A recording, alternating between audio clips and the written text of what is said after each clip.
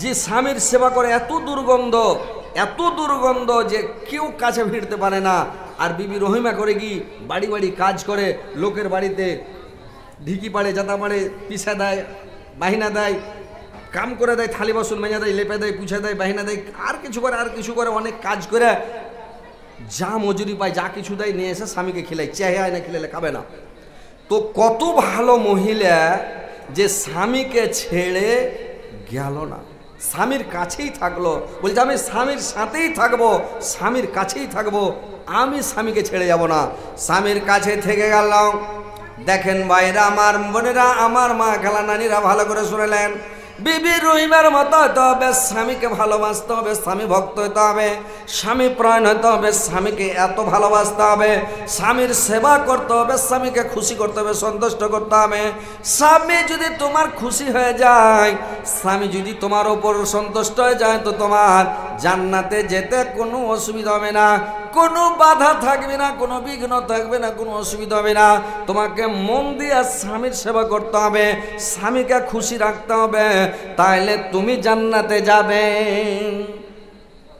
মায়েরা বোনেরা আমার ভালো করে শুনেন, মন দিয়ে শুনেন মায়েরা আমার, কেমন স্বামী ভক্ত হতে হবে।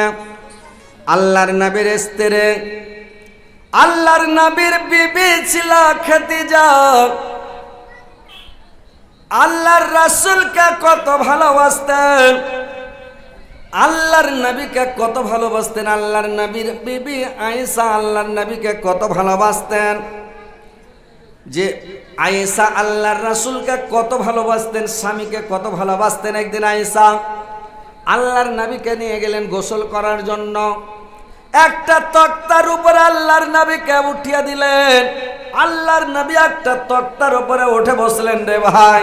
আর বসে যখন গোসল করতে গেলেন, আয়েশা ওর মাথায় পানি ঢালছে, আল্লাহর রাসূলের মাথাতে পানি ঢালছে, আল্লাহর রাসূল গোসল করছেন। আর দেখছে কি পানিটা যে বয়ে যাচ্ছে, তো পানিটা বয়ে যাচ্ছে তো লাল হয়ে বয়ে যাচ্ছে রে ভাই। পানিটা যখন লাল হয়ে বয়ে যাচ্ছে, আল্লাহর রাসূল জিজ্ঞাসা করলেন আয়েশাকে, আয়েশা এই পানিটা লাল হয়ে কেন বয়ে যাচ্ছে, কি ব্যাপার?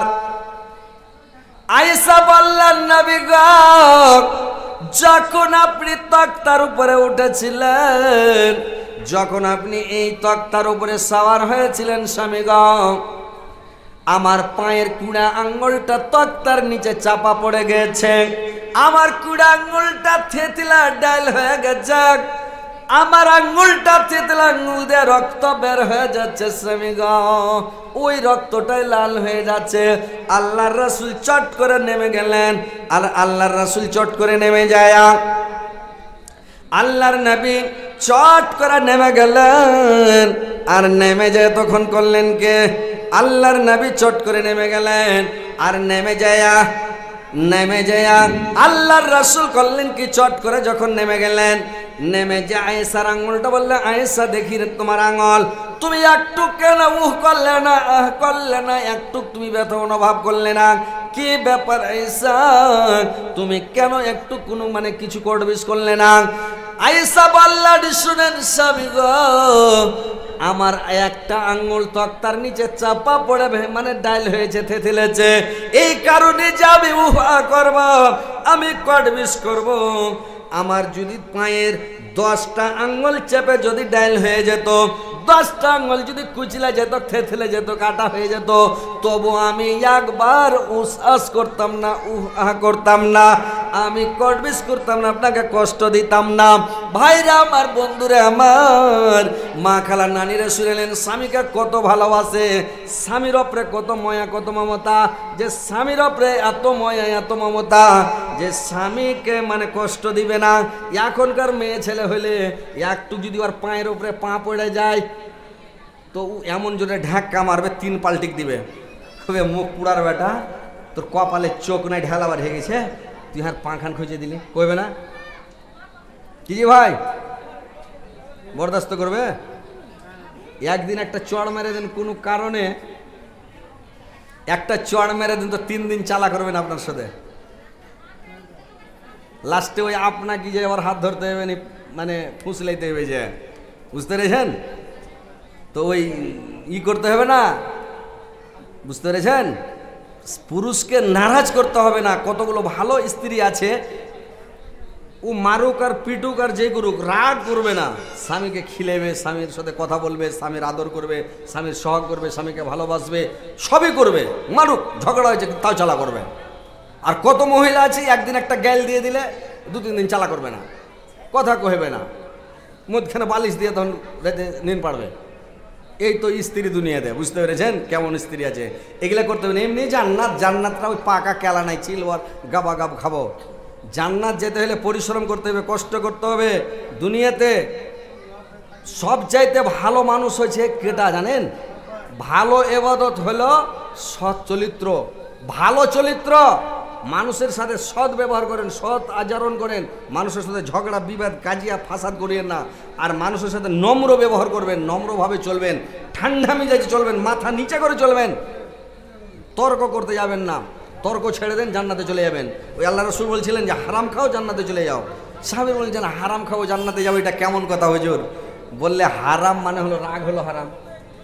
মানুষের রাগটা হচ্ছে হারাম। ওই হারাম খেয়ে মানে রাগটাকে খেয়ে নাও, রাগটাকে হজম করে দাও, তুমি জান্নাতে চলে যাও। তো ওই লেগে রাগ করতে হবে না, রাগ জিনিসটা হলো ক্ষতি করা জিনিস। তো ভাই রাগ করতে হবে না, আপনাকে বরদাস্ত করতে হবে, সাবর করতে হবে, ধৈর্য ধরতে হবে, মানুষের সাথে সৎ আচরণ করতে হবে, ভালো ব্যবহার করতে হবে, তাহলে আপনি জান্নাতে যাবেন। স্বামীকে ভালোবাসেন, স্বামীকে খুশি করেন, স্বামীকে সন্তুষ্ট করেন, স্বামীর পায়ের নিচে বেহেশত। বুঝতে পেরেছেন? ওর পায়ের তলে জান্নাত আছে সেটা কথা নয়, ওর মর্যাদার দিক দিয়ে ওর পায়ের নিচে বেহেশত। যেরকম মার পায়ের তলে বেহেশত, তো মায়ের পায়ের তলে কি জান্নাত আছে? জান্নাত নাই। মার পায়ের তলে বেহেশত মানে মর্যাদার দিক দিয়ে, সম্মানের দিক দিয়ে ওর পায়ের নিচে বেহেশত। তো কথা হচ্ছে ভাই, কথাগুলো মন দিয়ে শুনবেন, ভালো করে শুনবেন। যে কথাগুলো মন দিয়ে ভালো করে শুনবেন, যে মার পায়ের নিচে বেহেশত, স্বামীর পায়ের নিচে স্ত্রীর বেহেশত। তো স্বামীকে খুশি করতে হবে, সন্তুষ্ট করতে হবে, ভালোবাসতে হবে। কেমন করে? যে আল্লাহর রাসূলের বিবি ছিলেন বিবি খাদিজা। তো বিবি খাদিজা আল্লাহর রাসূলকে কত ভালোবাসতেন, কত ভালোবাসতেন আল্লাহর রাসূলকে। শুনেন যে যখন খাদিজা মারা গেলেন, আল্লাহর নবী খাদিজাকে কত ভালোবাসতেন, কত ভালোবাসতেন রে ভাই। যে কোনো সভাতে, যে কোনো মজলিসে, যা কোনো জায়গাতে, যে কোনো অনুষ্ঠানে কোন মানুষ যদি খালি খাদিজার নামটা উচ্চারণ করে নিত, খাদিজার নামটা যদি খালি মুখ দিয়ে উচ্চারণ করে দিত, আল্লাহর নবী সমস্ত গল্পকে বন্ধ করে দিয়ে আল্লাহর রাসূল খাদিজার গুণ বর্ণনা করতে লাগলেন। আর খাদিজার গুণ বর্ণনা করতেন, সব গল্পকে বন্ধ করে খাদিজার গুণ বর্ণনা করতেন। খাদিজা এরকম ভালো, খাদিজা এরকম ভালো। দেখতে দেখতে দেখতে দেখতে একদিন আয়েশা রেগে গেলেন যে ডেলি খাদিজার খালি গুণ বর্ণনা করছেন, খালি খাদিজার গুণ বর্ণনা করছে। একটা সতীনের ঝালাস আছে ভাই, সতীনের ঝালাস নেই? সতীনের কেমন ঝালাস মোবাইল দেখছেন? বাংলাদেশ থেকে দেখেছে সতীনের ঝালাস গেলা, দেখেছেন? বিশাল ঝালাস। সতীনের মতন ঝালাস আর দুনিয়াতে নেই। এক সতীন করেছে কি, আর এক সতীনকে দেখছে তখন তোর মুখখানটাকে ইরিং করবো, তখন আর এক জনা করেছে কি গুল্লা দিয়ে দেখেছে তোর মুখখানটা কই চিলা দেবো। দেখাই না বাংলাদেশ থেকে, মোবাইলে দেখেছে, দেখবেন যে সতীনের কত ঝালাস। সতীনের ঝালাস বরদাস্ত করতে পারে না। এক সতীন করেছে কি একজনার থালিতে করেছে কি ছাত্তু সেনা খেয়ে এলেছে, তখন আর এক সতীন কইছে মাগি তুই হার থালিতে ছাত্তু সেনা খালি, তোর থালিতে আমি গু সেনা খাবো। কত সতীনের ঝালাস, বুঝতে পারছেন? সতীনের মতন ঝালাস আর দুনিয়াতে কিছু নাই। এবার খাদিজার গুণ যখন ডেলি বর্ণনা করে রে ভাই, আয়েশার তখন মানে মন খারাপ। হযরতে আয়েশা করেছেন কি, একদিন আয়েশা বলছে